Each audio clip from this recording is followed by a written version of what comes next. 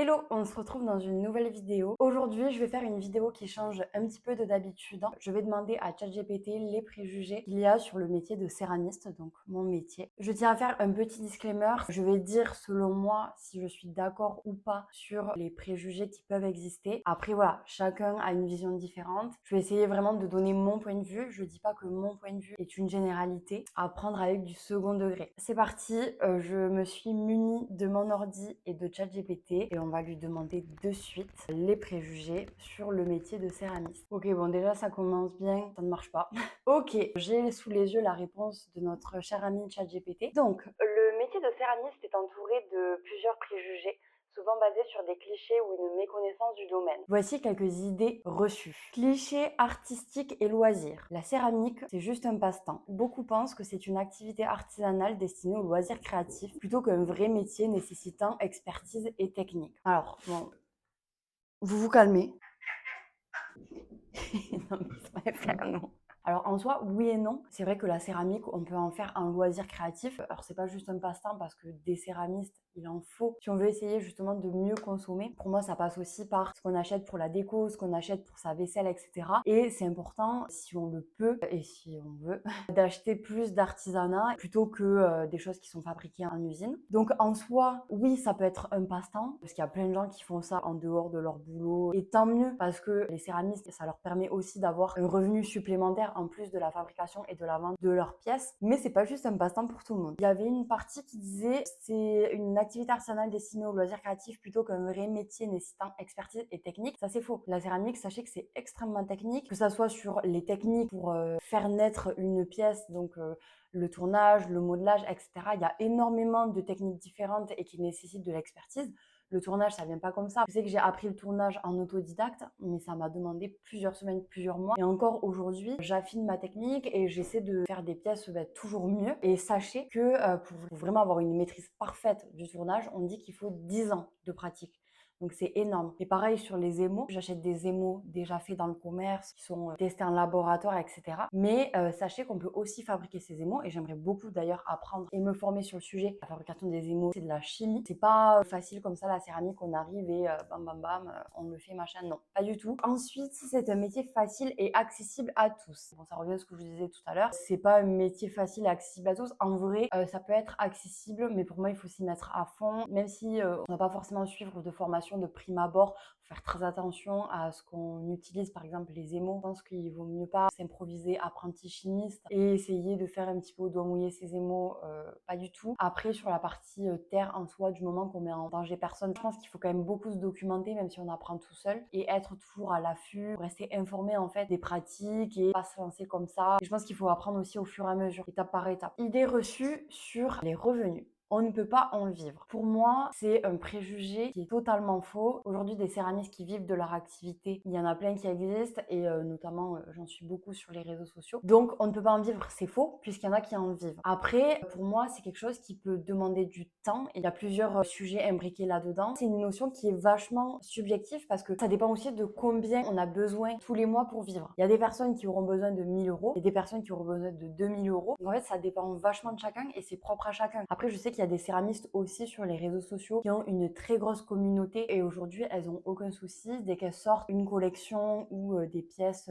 sur leur site, elles les vendent direct, elles vivent très bien de cette activité là. On peut pas en vivre, c'est se mettre en fait une croyance limitante, c'est des choix arbitraires qu'il faut faire dans son entreprise parce que céramiste c'est pas juste je me lève le matin et je fabrique mes pièces. Pas du tout. Il y a aussi toute une partie gestion d'une entreprise. Il faut savoir aussi répartir son activité. Si on peut pas vivre que de la vente de pièces, si en tout cas le revenu qu'on génère n'est pas suffisant pour nous, je pense qu'il faut savoir se poser les questions sur qu'est-ce que je fais en plus. Est-ce que je donne des ateliers? Est-ce que j'essaie de démarcher des restaurants, des cafés pour faire du B2B? Il y a plein d'axes qui peuvent être creusés pour essayer de verser un revenu qui nous convient. Ensuite, les objets en céramique sont hors de prix sans raison. Alors ça, Si vous me suivez sur Instagram, j'ai fait une vidéo sur le prix de mes pièces parce que j'ai eu des remarques sur le fait que mes pièces étaient trop chères. En fait, je détaille la facture de mon best-seller La Tasse Madeleine. En réalité, pour moi, si on pense que la céramique c'est trop cher sans raison, c'est qu'on n'a pas vraiment cette sensibilité du travail artisanal et on ne se rend pas forcément compte de tout le travail qu'il y a derrière. Parce qu'aujourd'hui aussi, il y a un fléau de notre société qui est bien présent et en fait, ça fait des années qu'on s'en est rendu compte sur la fast fashion, qu'il y a eu vachement d'articles et de reportages qui ont été faits sur le sujet. Oui, ok, on paye pas cher des habits, mais comment c'est fait, dans quelles conditions, par qui et surtout quelles conséquences ça a sur la planète et au niveau social. Mais pour moi, aujourd'hui, le sujet de la vaisselle et de la déco qu'on achète dans des grandes enseignes, c'est un sujet qui est pour l'instant mis sous le tapis et dont on parle pas assez. Mais sachez que c'est comme la fast fashion. La vaisselle que vous allez acheter vraiment pour rien du tout ou la déco, c'est fait soit dans des usines à la chaîne, soit par des personnes qui sont exploitées ou alors qui sont vraiment dans des conditions de travail misérables. Ça a un impact forcément sur l'environnement puisque on est sur de la surconsommation étant donné que c'est des choses qui sont très abordables en termes de prix. On va acheter, acheter, acheter un peu comme les habits finalement, sans se demander quelles conséquences sociales et environnementales ça a. Il y a vraiment une zone d'ombre sur tout ça. Pour l'instant, il n'y a pas eu encore de gros reportages sur le sujet, mais j'espère que ça va arriver rapidement. En tout cas, moi, j'essaie de travailler aussi de mon côté. J'aimerais bien vous sortir une vidéo cette année sur ce sujet-là. Pour l'instant, je m'avance pas trop parce que je suis vraiment au début de mes recherches. Tout ça pour revenir sur le sujet principal que les céramiques sont hors de prix sans raison. Le temps de travail est conséquent. Les matières premières sont chères aussi. Voilà, en tant qu'entreprise artisanale, nous, on ne peut pas acheter autant en masse. Donc, vous savez que plus on achète en gros et plus le prix unitaire diminue. Là, c'est pas le cas. J'essaie d'acheter un petit peu en gros pour baisser mon prix unitaire. Mais voilà, les matières premières restent assez chères. Les cuissons aussi sont extrêmement chères. Ça consomme énormément d'électricité. Donc voilà, derrière, il y a plein de coûts. Mais allez sur Instagram, je parle exactement de tout ce qui se cache derrière le prix de mes pièces. Et en fait, pour revenir à ce que je disais sur le côté surconsommation, au lieu de se dire, telle pièce artisanale, c'est ultra cher, oh là là, la personne se gave, etc. Je pense qu'on devrait plutôt prendre le truc à l'envers et se dire, aujourd'hui, je vais dans des magasins qui vendent une tasse à 2 euros, 5 euros. Mais en fait, ce n'est pas normal. Et est-ce qu'en fait, tout ce que j'ai dans mes placards, est-ce que j'en ai besoin? Est-ce que les 50 tasses que j'ai chez moi, je les utilise vraiment? Moi, je sais que régulièrement, je tourne entre 5 tasses maximum. Moi, la première, dans mon placard, j'ai 10 000 tasses dont je ne me sers pas. Donc en fait, aujourd'hui, c'est plus de se demander, est-ce que je ne n'achèterai pas moins, mais mieux, et justement, acheter des choses artisanales, soutenir des artisans français, etc. Voilà, je pense qu'il faut aussi qu'on ait une prise de conscience là-dessus. Ça viendra petit à petit et j'espère que dans les prochaines années, il y aura des avancées sur ces sujets-là. Ensuite, nous avons la vision traditionnelle et obsolète. C'est un métier du passé. Le métier de céramiste, c'est un des plus vieux métiers du monde. Donc oui, c'est un métier du passé. Mais pour moi, c'est aussi un métier du présent puisque la pratique a énormément évolué et aussi les designs. Aujourd'hui, on a des céramiques hyper modernes. Alors oui, il y a encore des céramiques qui font un petit peu à l'ancienne, qui reprennent des codes d'avant, du Moyen-Âge, ou voilà, des choses un peu plus anciennes, mais en soi, pour moi, chacun son style et chacun aime un type de céramique différente. Non, c'est pas un métier du passé et c'est un métier qui ne cesse de se réinventer. Autre préjugé, c'est un métier salissant et physique. Oui. Alors, je pense que c'est le premier préjugé pour lequel je suis totalement d'accord. Oui, c'est salissant. Franchement, si vous venez faire de la céramique, ne pensez pas ressortir tout propre. Voilà. Faut prendre des fringues où on sait qu'on n'a pas peur de les salir. Mais de toute façon, ça se lave. Mais oui, c'est totalement salissant et c'est totalement physique. Les pains de terre, par exemple, ça pèse 10 kilos. Donc voilà, des fois, il faut transporter pas mal de pain de terre à la suite. J'ai pas mon four chez moi. Je transporte des caisses remplies de pièces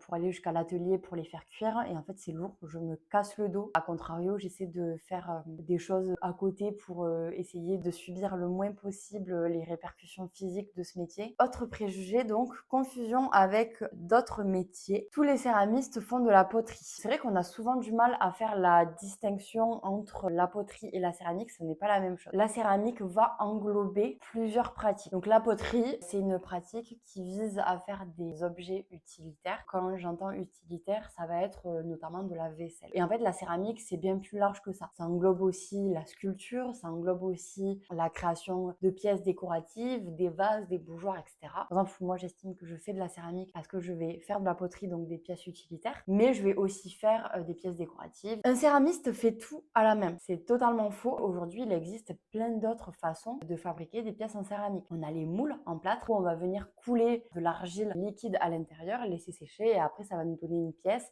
Donc ça, c'est pas mal pour faire des séries et pour avoir vraiment des pièces uniformes et qui sont pareilles à chaque fois. Apparemment aussi, il existe des imprimantes 3D en céramique. Alors, j'en ai jamais vu et j'ai jamais testé, mais j'aimerais beaucoup tester et voir à quoi ça ressemble parce que finalement, je trouve ça cool aussi. On disait juste avant qu'il y avait un préjugé sur le fait que c'était un métier du passé, mais en fait, les pratiques évoluent énormément. Il y a plein de techniques qui se modernisent et plein de techniques aussi qui font leur arrivée dans le métier. Et c'est cool parce que ça veut dire que ça ouvre aussi un champ des possibilités qui est beaucoup plus grand. On va pouvoir faire des pièces différentes qui sortent du lot, qui se démarquent, etc. Donc en soi, c'est cool que ça évolue et je pense qu'il ne faut pas être réfractaire au changement. C'est la fin de cette vidéo, j'espère qu'elle vous aura plu. Globalement, dans ces préjugés, il y en a certains que j'ai déjà entendus. Donc je suis contente d'avoir pu répondre en vidéo sur tout ça. J'espère que j'ai rien oublié. J'ai essayé de donner mon avis. Je n'ai pas la vérité absolue et c'est encore une fois à travers mon prisme. Si cette vidéo vous a plu, n'hésitez pas à vous abonner et à activer la cloche des notifications pour ne pas manquer les prochaines vidéos. Dites-moi également en commentaire si vous avez d'autres préjugés sur la céramique ou si vous étiez d'accord ou au contraire pas d'accord sur certains préjugés que j'ai pu citer. Et on se retrouve la semaine prochaine pour une nouvelle vidéo. Ciao!